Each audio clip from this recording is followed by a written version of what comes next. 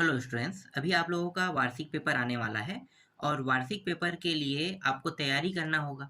तो रसायन सब्जेक्ट का यहाँ पे मैं आपको कुछ महत्वपूर्ण प्रश्न दे रहा हूँ। आपको इन प्रश्नों को पढ़कर वार्षिक पेपर में जाना है। ऐसा नहीं है कि 100% सिर्फ यही प्रश्न आएगा।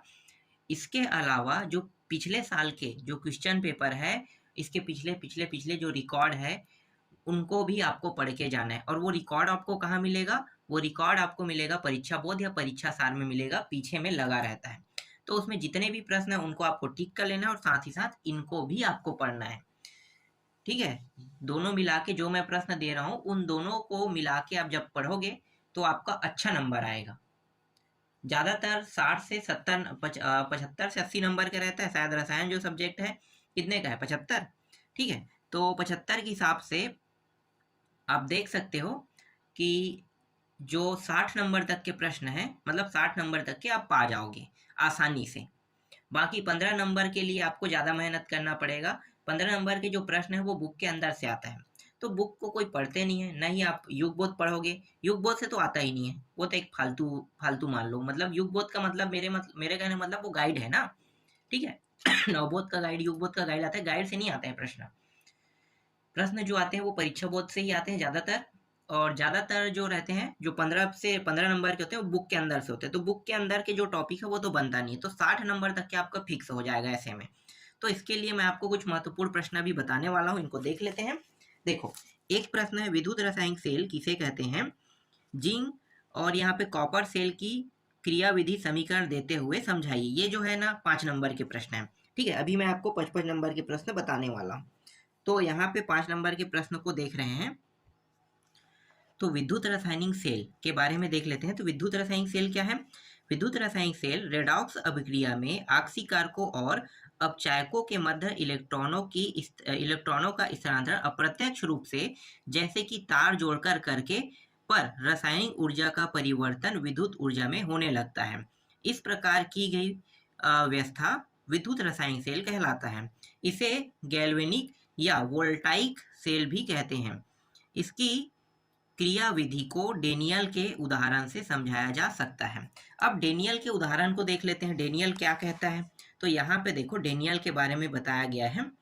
डेनियल के उदाहरण में कहा है कि इस सेल में जिंक धातु की छड़ लगा होता है। ठीक है, मैं आपको चित्र के हिसाब से समझाता हूँ। चलो चित्र दिखाता हूँ और चित्र से समझते हैं कि ये चित्र के माध्यम से क्या कहना चाहता है। ठीक है, तो चित्र के माध्यम से यहाँ पे देखो, इसमें कह रहा है जिंक की छड़ ना। तो एक क्या है? जिंक है। ठीक है, जिंक की छड़ है और एक है कॉपर। तो जिंक सल्फेट यहाँ पे लगा हुआ है, जिंक धातु की छड़, और यहाँ पे क्या है? कॉपर सल्फेट है।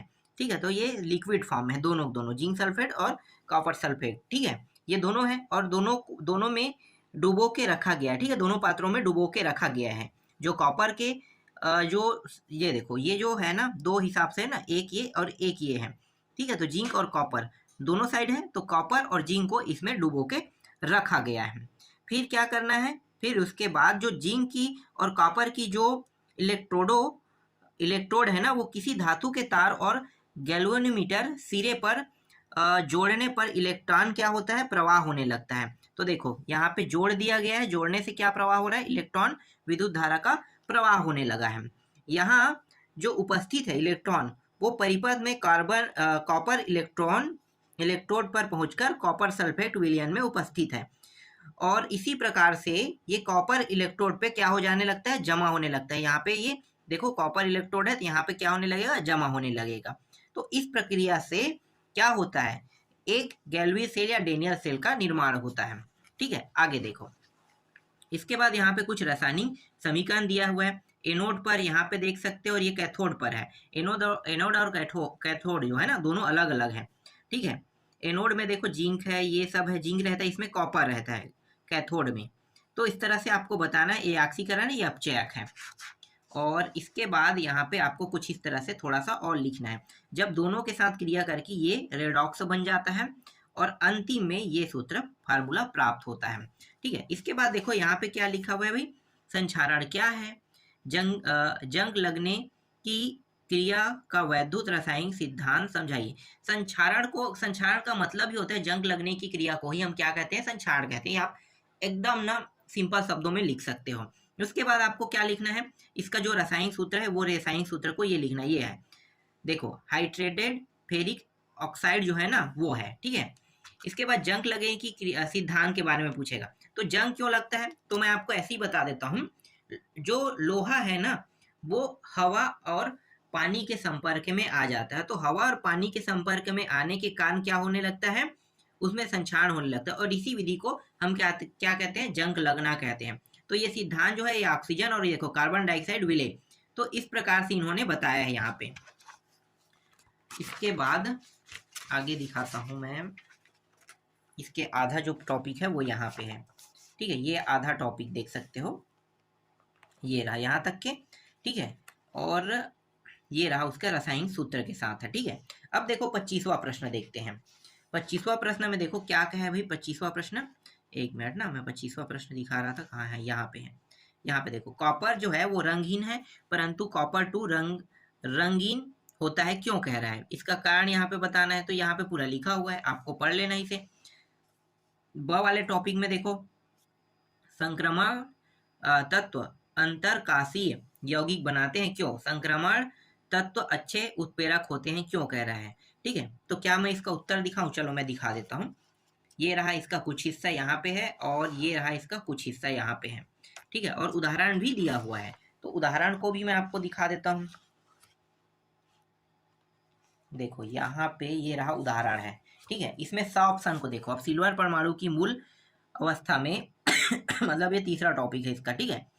अब अथवा प्रश्न देखो इसका, तो संक्रमण के बारे में, ये भी संक्रमण धातु तथा अनेक अधिकांश यौगिक अनुचुंबकीय है और संक्रमण धातुओं की कड़न एंथैल्पी के मान उच्च है, ठीक है। ये आप बताना है आपको, तो ये रहा इसका उत्तर, ठीक है। यही बस मैं प्रश्नों का भी उत्तर दिखा रहा हूँ, बाकी में सिर्फ मैं आपको प्रश्न दिखाऊंगा, आपको थोड़ा सा ढूंढना पड़ेगा, ठीक है। ढूंढोगे तो आप ज़्यादा से ज़्यादा याद कर पाओगे।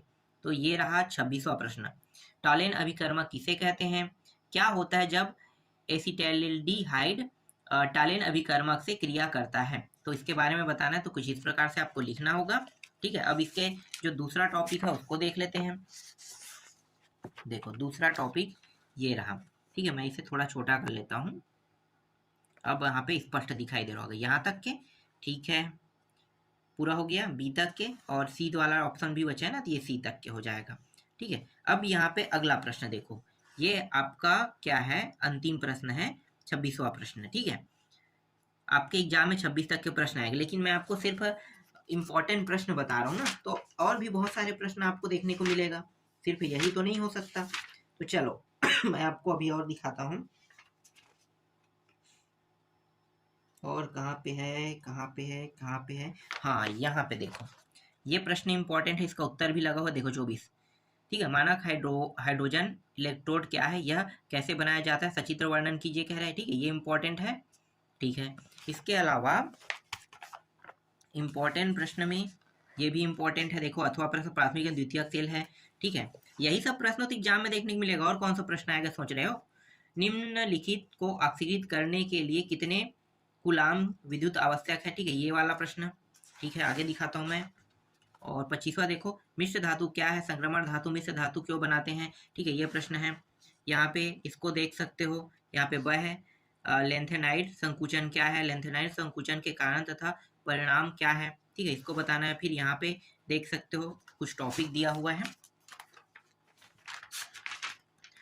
और यहाँ पे अथवा प्रश्न देखो, ये रहा अथवा प्रश्न, ठीक है। अथवा प्रश्न में जो पूछा है उसको बताना है आपको, और यहाँ पे 26वां प्रश्न में अब आपको दिखा देता हूँ, ये रहा 26वां प्रश्न। 26वां प्रश्न के बाद इसका अथवा भी प्रश्न होगा ना, तो देखो ये रहा इसका अथवा प्रश्न, ठीक है। और है ठीक, फटाफट दिखाते हैं, प्रश्नों को दिखाना ज़्यादा इंपॉर्टेंट है। ये रहा, ठीक है, ये 24वां प्रश्न है, और प्रश्न दिखा देता हूँ मैं, इसमें अथवा भी होगा, देखो ये रहा ऊपर में अथवा प्रश्न, ये अथवा है, ठीक है। यहाँ पे और अथवा प्रश्न दिया है, इसे और क्या बोलते हैं। इसके बाद देखो ये रहा संक्रमण वाला है, ये इंपॉर्टेंट है, ठीक है।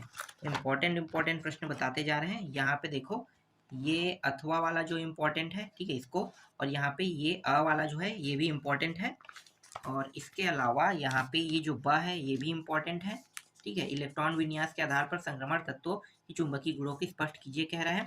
और यहाँ पे 26वां प्रश्न देखो, ये इम्पोर्टेंट है, इसमें आपको कई बार आपको 26वां देखने को मिलेगा, 24वां से मैं आपको शुरुआत करके बता रहा हूँ, ठीक है। और इसका अथवा प्रश्न भी मैं आपको दिखा देता हूँ। देखो कीटोन वाला है, कीटोन एल्डिहाइड से कम क्रियाशील होते हैं क्यों, कह रहा है, ठीक है, ये प्रश्न है। और यहाँ पे देखो ये रोजमूड अपचयन क्या है, यहाँ BaSO4 क्या का क्या अर्थ है, ठीक है। अब आगे दिखाता हूँ और जो इम्पोर्टेंट है उन प्रश्नों को, तो बस आपको क्या करना है, टिक करके रखना है, ठीक है।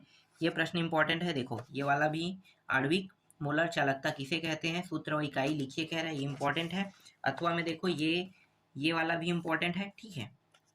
और यहाँ पे एक और अथवा प्रश्न है, ये भी इंपॉर्टेंट है। और यहाँ पे देख सकते हो ये भी इंपॉर्टेंट प्रश्न है, ठीक है। देखो 3-4 पर 4-4 5-5 प्रश्न आपको देखने को मिल रहा है। फिर ये इंपॉर्टेंट है, इसमें अथवा भी होगा, तो ये ये भी इम्पोर्टेंट है, ठीक है। ये प्रयोगशालाओं में एसीटोन बनाने वाला है ना प्रश्न है। और इसके बाद देखो यहाँ पे यह इम्पोर्टेंट है, यहाँ पे ब भी प्रश्न दिया हुआ है, ठीक है, इन सभी को देखना है। इसके अलावा यहाँ पे 26वां प्रश्न देखो, ये इम्पोर्टेंट है।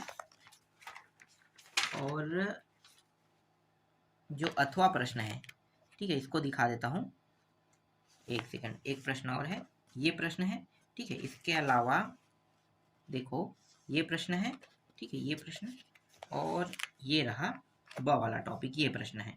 तो इतने प्रश्नों को आपको क्या करना है, तैयार करना है। इसके अलावा आपको और कौन से प्रश्नों को तैयार करना है, जो किसी पेपर में आया है ना, पिछले रिकॉर्ड वाला, कहाँ से मिलेगा, जो परीक्षा बोर्ड परीक्षा सार है उसमें पिछले पेपर के रिकॉर्ड मिल जाता है, वहाँ से आप पढ़ सकते हो।